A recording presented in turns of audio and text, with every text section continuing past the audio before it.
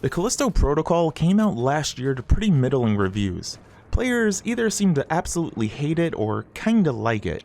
That kind of reception made me really hesitate on jumping in day one. Being made by Krafton and Striking Distance Studios, the Callisto Protocol had a lot to live up to as a seemingly Dead Space successor. When it was initially revealed, a lot of people took notice of this horror space shooter. Fast forward to release, and it was clear that the Callisto Protocol didn't quite live up to its predecessor's reputation. But I never let that really deter my interest. Almost all of the reviews I saw were fairly mixed, praising some aspects and trashing others, so I just had to find out for myself.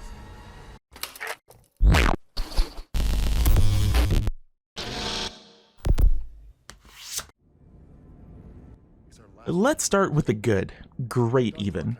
This game is a looker for sure. The visuals on display here are top notch, from the characters to the environments. Everything is filled with great attention to detail, bringing the setting to life. Just walking through areas or stopping to look at characters was a real treat. Environments have a nice sense of grounding us in the situation as well, which is key to everything. From the prison proper to the various sewers and other areas across the colony, everything looked great. Enemies too have lots of gross details for us to gawk at as you battle your way through this game. What surprised me, and I'm not sure how I missed this game features several well-known actors to portray characters in it. Now, I'm not a big movie or TV buff, so I didn't know their names off the top of my head, but, you know, I could just look it up, but whatever.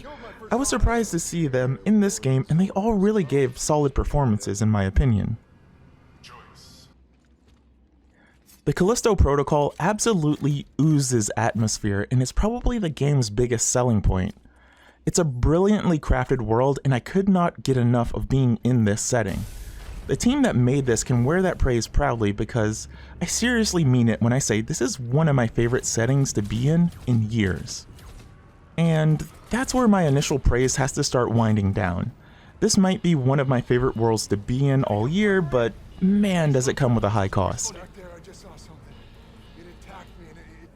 Some games have everything going for it: controls, visuals, story, and more.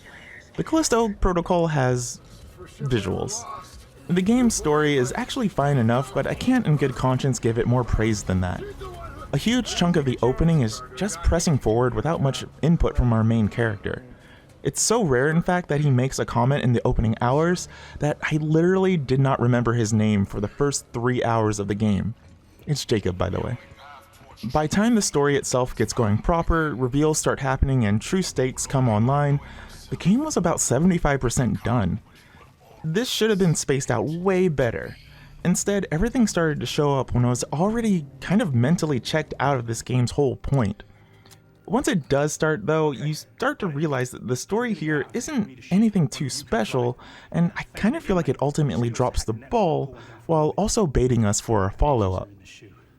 That said, the groundwork done for this universe is so dang strong and appealing.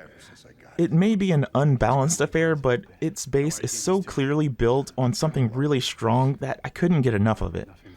It's crazy to say this early in a review, but I would love a sequel to this game, with some huge changes made to basically everything else.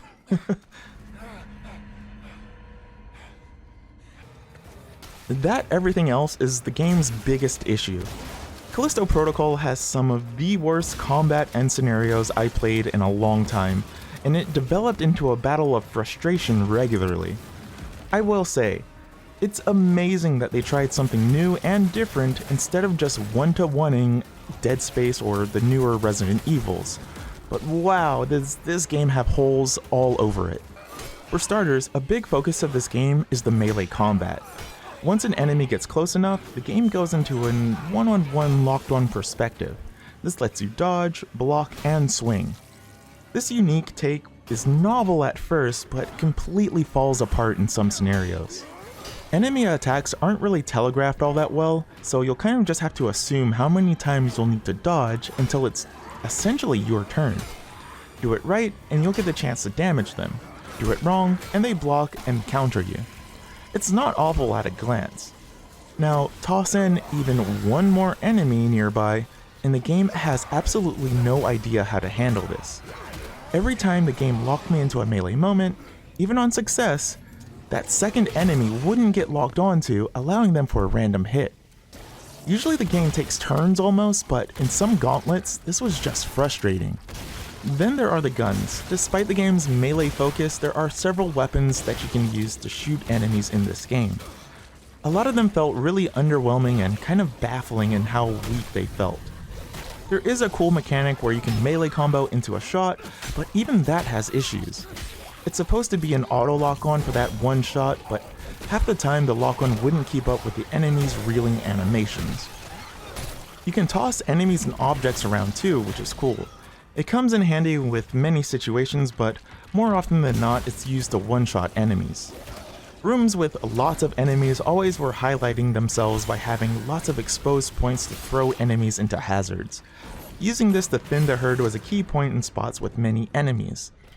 It's neat, but it was really obvious every time they wanted me to do that. So, the combat in this game is a busted mess of good ideas that are fairly bad in practice. You know what can make this better? How about cheap deaths and one-shot kill attacks all over the place? While the unique death animations are nice most of the time, it's usually associated with seeing it again and again. Most of the combat scenarios play out like a puzzle almost, asking the player not to solve it their way, but the way the creators wanted you to. Going off this path leads to a death, and you gotta die a lot sometimes before the intended way makes sense. I hated this feeling of restriction in the game. While you can definitely muscle your way through some areas, there are definitely times where the game says, do it this way and only this way. There are also set-piece deaths. Jacob can get nicks during these pretty easily too, resulting in you having to play them over and over again until you do it correctly. It's nothing new honestly, but this is another layer of frustration on the cake. Oh, and the last boss one-shots you if it hits you at any point. Fun. Lastly is the baffling weapon swapping and menus in this game. For the most part it's fine, but if you're ever in a combat situation and you need to weapon swap, it's a chore and a half. Press right, scroll up and down, press X in the middle of a fight. Press left for a quick swap to the last big weapon you were using, and if you want to change to the other big weapon, repeat the aforementioned step. Countless times I felt frustrated with this overly complicated version of things that have been really simple for decades now. Oh, and there's no map or guide button like Dead Space, so you're constantly going forward hoping it's the right way, or the way that leads to extra items. If you wanted those extra items, well, fingers crossed that it's not the next progression locking area. Want to go back? Have fun, because it usually involves crawling slowly through air vents or sandwiching through walls or doors. That way they can mask the loading. Seriously, so much of this game's gameplay design is just annoying. It became a chore to play and it just rips you right out of any investment you try to have.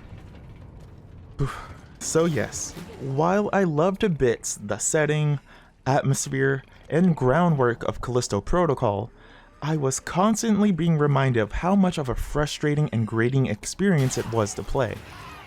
Every play session until the end had me wondering how cool and awesome this place was, until a monster came out to fight, or I was trapped in the next gauntlet of enemies to navigate. Do I hate the Callisto Protocol? Well, yes and no.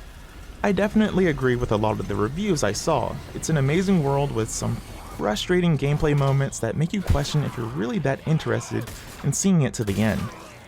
Granted, I think some parts of this work well enough for me to hope that there is a sequel, which, once again, I really hope it does get a sequel. But if it does, I hope this game gets a really hard rethink for things like combat and honestly all of the other gameplay elements. If it does, I think this could be the start of a really interesting series.